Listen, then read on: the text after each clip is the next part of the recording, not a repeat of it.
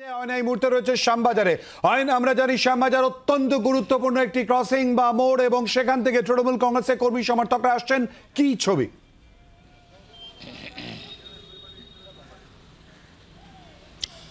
শিলাদিত্য, খাতায় কলমে জনগর্জন সভা ব্রিগেডের, সেটা শুরু হতে 1.5 ঘন্টারও কম সময় বাকি।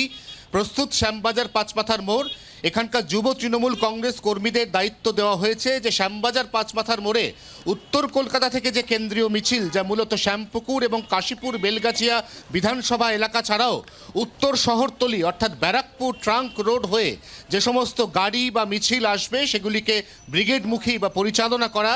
ইতিমধ্যে এখানে একটি জায়েন্ট স্ক্রিন লাগানো হয়েছে, সেটি রেডি করা হচ্ছে। তার কারণ সবাই ব্রিগেড পর্যন্ত পৌঁছতে পারবেন না।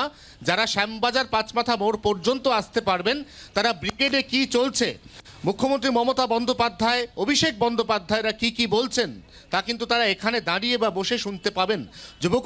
যুব তৃণমূল কংগ্রেসের একজন কর্মী এই মুহূর্তে আমার সঙ্গে রয়েছে। কি ব্যবস্থাপনা রয়েছে এখানে? আমরা মেডিকেল ক্যাম্প দেখতে পাচ্ছি, পানীয় জলের ব্যবস্থাও দেখতে পাচ্ছি। সত্যি হঠাৎ করে খুব গরম। কি ধরনের রিসেপশন, কি ধরনের রিসিভিং এন্ডে ব্যবস্থা হচ্ছে? প্রতিবারের মতন এবারও ব্যবস্থা করা হয়েছে। মেডিকেল ক্যাম্প আরজিকর থেকে অতীন ঘোষ করে দেয়। তাছাড়াও ডক্টর শশী পাজা প্রতি বছর এখানে এলইডি স্ক্রিনের ব্যবস্থা করে। উত্তর কলকাতার শ্যামপুকুর বিধানসভা, বেলগাছিয়া কাশীপুর, এছাড়াও মানিকতলার 11, 13, 14 এই সকল ওয়ার্ডের প্রতিনিধিরা এখানে একত্রিত হয়ে অতীনদা, অনিন্দদা, ডক্টর শশী পাজা এছাড়াও রাজ্য যুব নেতৃত্বের দ্বারা এইখান থেকে মিছিল নিয়ে যাবে।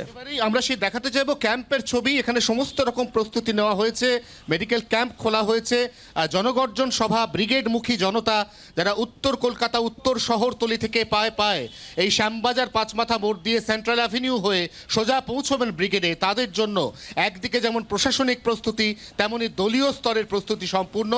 সকাল 10টায় এখান থেকে উত্তর কলকাতার যে কেন্দ্রীয় মিছিল, সেই মিছিল শুরু হওয়ার কথা।